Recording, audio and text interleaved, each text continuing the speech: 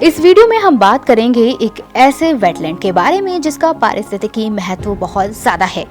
ये है धनौरी वेटलैंड। हाल ही में नेशनल ग्रीन ट्रिब्यूनल यानी एनजीटी ने यूपी सरकार को आदेश दिया है कि यहाँ से जलकुंभी को हटाया जाए।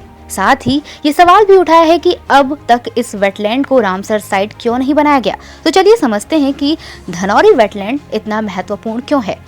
धनौरी वेटलैंड उत्तर प्रदेश के धनौरी गांव के पास स्थित है, जो यमुना के बाढ़ क्षेत्र में आता है। यहाँ पर हमें 120 सारस क्रेन मिलते हैं, जो कि आप जानते ही होंगे कि उत्तर प्रदेश का राज्य पक्षी है। इसके अलावा यहाँ 217 अलग अलग पक्षी प्रजातियां भी देखी जा सकती हैं। यहाँ एक पर्यावरण इतना अनुकूल है कि नवंबर से मार्च तक प्रवासी मौसम के दौरान 50,000 से ज्यादा जल पक्षी इकट्ठा हो जाते हैं।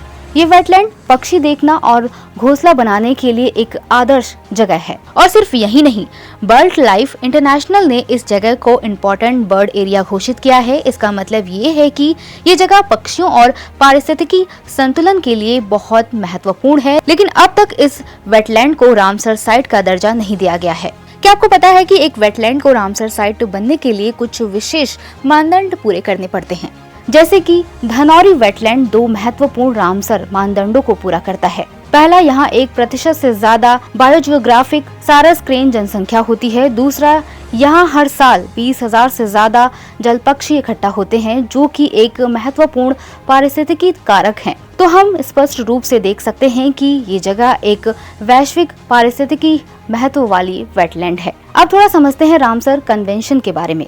ये एक अंतर सरकारी संधि है जिसे यूनेस्को ने 1971 में शुरू किया था।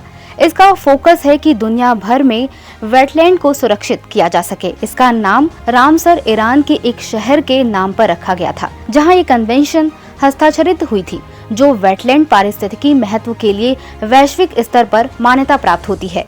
उन्हें रामसर साइट का दर्जा दिया जाता है।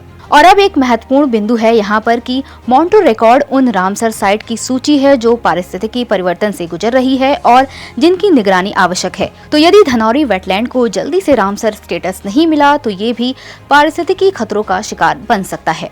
धनौरी वेटलैंड सिर्फ एक जगह नहीं है, ये एक ऐसे इकोसिस्टम का हिस्सा है जो पक्षियों, जानवरों और हमारे पर्यावरण के लिए बहुत जरूरी है। इसलिए इसे संरक्षित करना हम सभी की जिम्मेदारी है।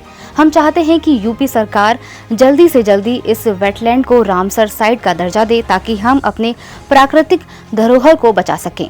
याद रखें, प्राकृतिक संसाधन और वेटलैंड हमारे ग्रह के फेफड़ों की तरह होते हैं। इनकी सुरक्षा करना हमारे भविष्य के लिए जरूरी है। धन्यवाद।